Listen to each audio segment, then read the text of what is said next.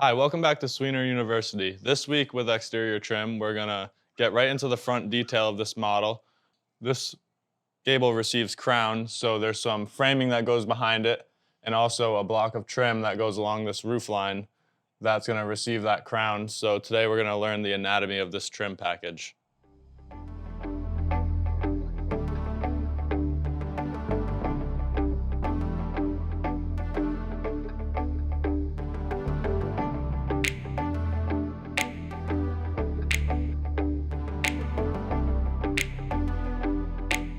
As you can see, I added a couple more things since when we met last. Uh, Once we have our fascia on this front here, or once the fascia goes on anywhere, even around these sides, that paves the way for roof shingles to go down next on top of some drip edge. So this detail here gets crown. This gable here gets some crown. So there's some framing pack out and trim that needs to go behind the crown, and also we need a strip of trim under this roof line here that's going to catch the crown up there. So today is going to be about prepping this area for the crown. And once these shingles go on, as you can see, we just used what we had on hand today to kind of put a demonstration up as to what this should look like. But ideally, I mean, these shingles would be all the way over here and 100% finished. And now once that happens, all this trim on this package here can land right on these shingles. And so that's, once these shingles are on, that your next step is to do this trim. So obviously we don't usually install asphalt shingles. That's a roofer's job. So on site, you would have gotten this fascia all 100%, and then some roofers would come on site, do their roofing, and then after that happens, you're ready for your trim on top. I'm gonna do my pack out behind here, which is gonna be framing. It's gonna be one 2x8 ripped down to 7 1/8, which I figured with my drawing over there, and then 2 layers of 1/2-inch plywood. So I'm gonna put the plywood in the back where it gets buried. Usually when you use any type of plywood as a pack out, you wanna like bury it so that the framing is showing in the face. So I'm gonna put the 2 layers of 1/2-inch behind the layer of 2x8. So here I have a 12 pitch, so this is a 45. So what I can actually do is butt my plywood pack out square up in there. So I'm just gonna measure from the square down here to the long point of a 45, which I'm gonna leave it a little shy on purpose so that it never like sticks down and gets in the way of the trim. So here we'll go 33.5. So square to the long of a 45 angle, 33.5.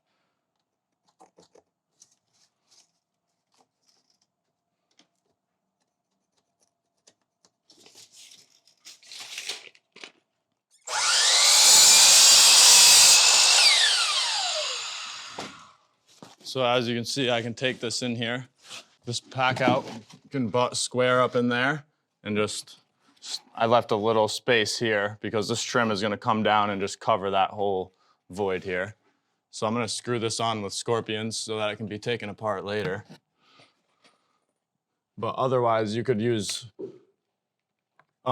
ring nails in a framing gun if you wanted. Plywood gets nailed or screwed 6 inches on center. So every 6 inches, you would want a fastener in there. All right, now my next piece can just butt square against this to the long point over here. I'm gonna go 25.5, staying up off that roof a little bit.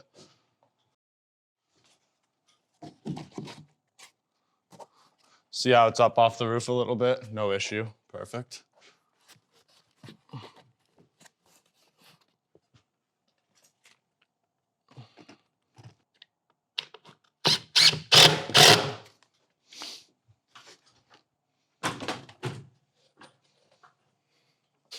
So So again, 6 inches on center with the screw in. All right, now I actually have an opportunity to go across these two, so I'm gonna take that opportunity now. So I'm doing another layer, 1/2 inch, to bump me out. In the end, it's gonna be 2.5. So same thing here. I'm just gonna measure over to my existing long point, 32 9/16. That's square to the long point.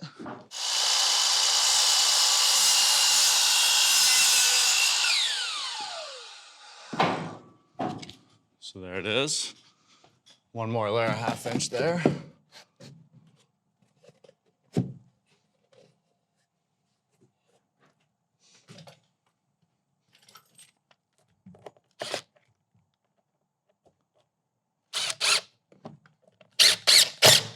And the only reason I'm able to use the square end is because this is a 45.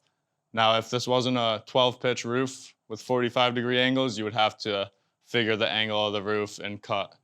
Like for example, if it was a 10 pitch, it would be 2 40-degree cuts on the top rather than just butting it in square. But I'm taking advantage of how nice and easy it is to work on a 12 pitch and just running a square end up there. No need to angle the cuts if you don't have to, right? You know what I mean? Just saves time.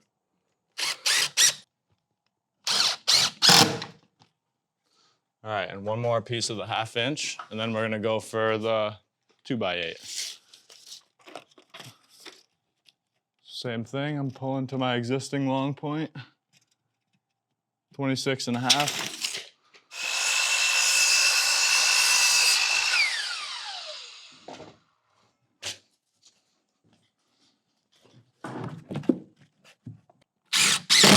All right, so now we have 1 inch of material behind our crown pack out. It needs to be 2.5, so we just need 1 layer of 2x8 on either side to finish that package there. I'm gonna take my numbers the same way. I'm gonna go this way across these two to lock them together, just because I have the opportunity to do so. We'll go 33 5/8.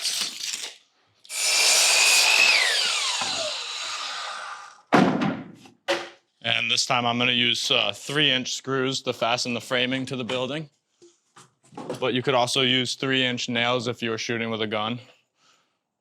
I'm just gonna get one started here. All right.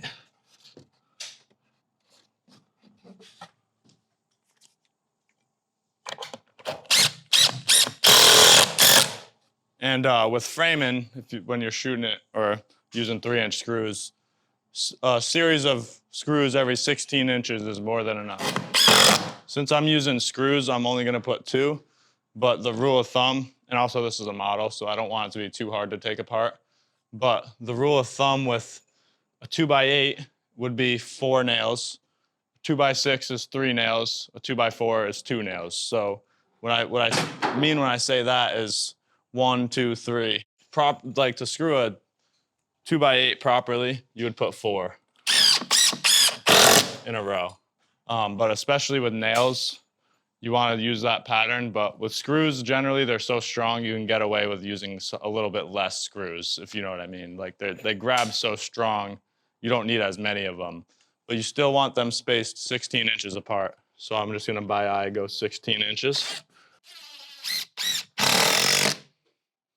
And again, I'm gonna use a little less because I don't want this to be too hard to take apart later. So we'll call that good for that. And then just get the other side.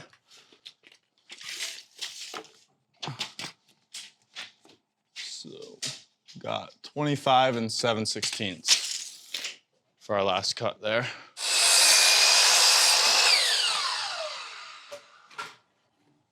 All right, the last piece of our framing pack out here.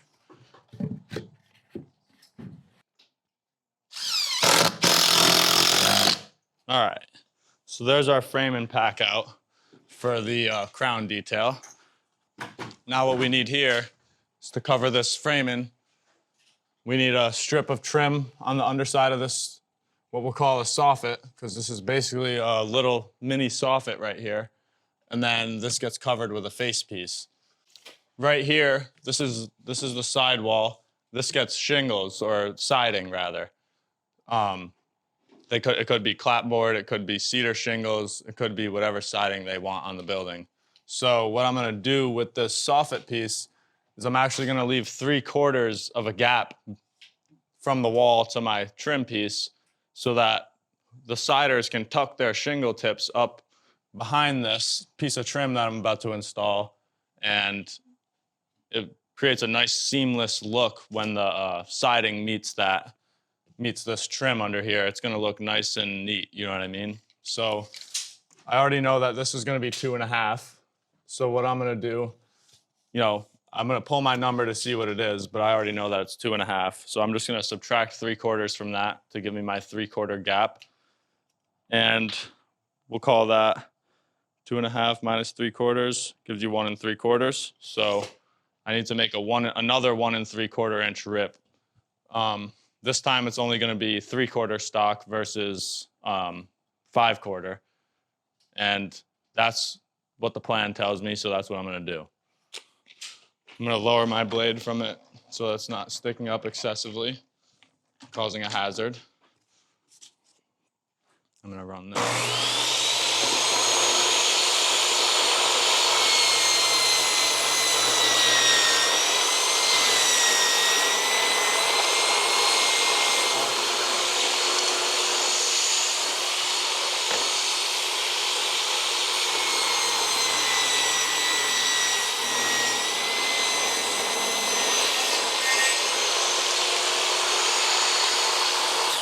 All right, so there's that. Now, unlike our fascia here, we're not gonna have a dado. You guys remember the dado that we prepared with the router. We're not gonna have that for this one because it's just not necessary. So I'm good to take these guys and install them right under there. So what I actually need to do now is get a tester and figure this angle out. So I already know this is gonna be a 45, right?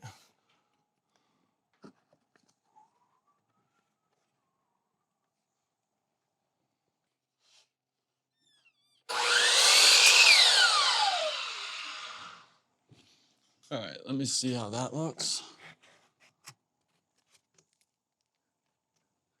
All right, that's much, much better. You see what that looks like kissing the roof there? It's sitting nice and flat here. You know what I mean? There's no weird gaps or anything looking ugly. So final number that I just came up with was 55 angle and 39-degree bevel. So that's what I'm gonna put right on the bottom of this. And I actually can use this block as a tool. I could even put a screw in this to hold it so I can pull a number off of it, which is what I'm gonna do here. Because as you can see, there's no really nice location that you can like hook your tape down here or anything like that. So I'm just gonna put a quick screw holding this where I like it. I'm using a Scorpion because this is a tester.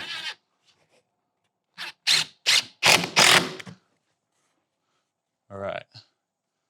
So now I got my tester up there. I can hook my long point right there, or at least have reference to where that long point is.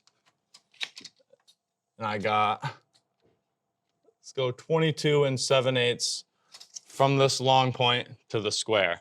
So same thing, I'm just gonna run these up and butt square in there so that it makes it easier for me, because there's gonna be a face piece that comes and covers that whole situation in there. So you're allowed to have a square joint right there.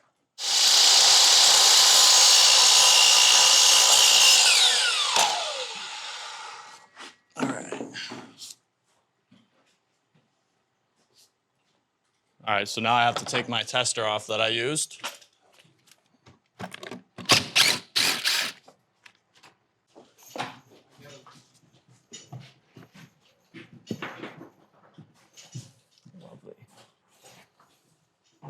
All right, so at this point, I'm switching over to my AZEK screws and the AZEK bit so that I can bong this piece.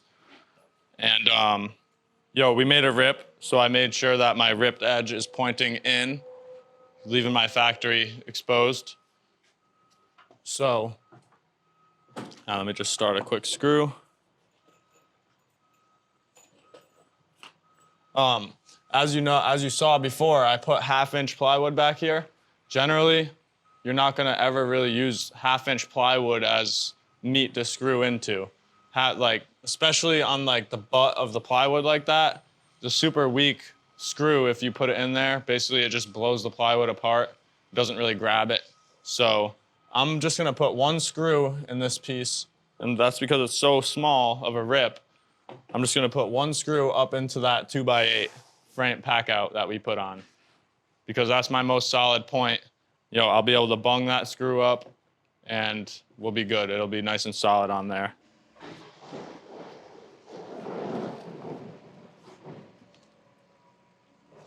So what I'm actually gonna do is leave this thing out the tiniest amount. And if you wanna come over here and feel what I'm talking about, I'm leaving this thing out literally the tiniest amount. Run your finger along that. And what's gonna happen is once I put this face piece on, there's no chance that there's ever gonna be a gap or anything weird back there. It's gonna kiss really nicely, but it's also not out so much that it's gonna cause me to bump. So once I love it there, I'm pushing tight up against here. Send that screw. All right. Oops. So again, I'm just gonna put 1 screw. You can go a little closer than 16 with these ones because, you're relying on that 1 screw there. All right, so you can only get so close to the bottom here before you start putting your screws at an angle, which you don't want to do. So you're just gonna get as close down there as you possibly can, so you can still get a bung. Now, we're actually gonna screw through our fascia into that. So that's gonna help hold this. And as you can see, this is already pretty solid here, even though this screw is about 6 inches away. It is what it is. You can only get your impactor in so far, So at this point, I'm gonna get my next piece on. I'm gonna use the same angles as before. So again, 1 screw into the 2x8.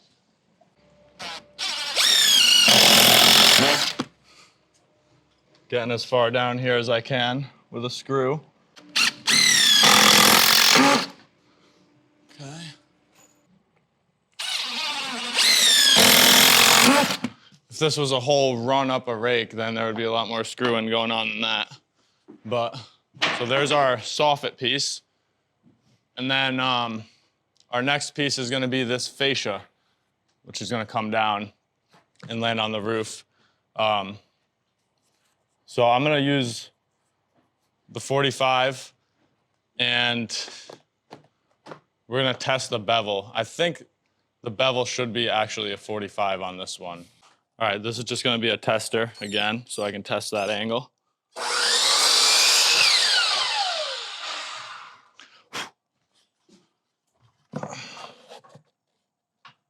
right. Yeah, that 45 actually looks really good there.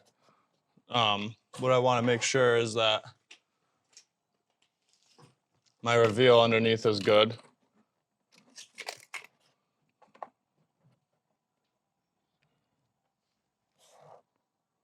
All right, 2-inch reveal underneath. So there's that. So I know that my angle at the bottom is gonna be 45. So this crown is gonna sit in here like this. Just like that. So there's gonna be a reveal here, and then there's gonna be this reveal here of trim.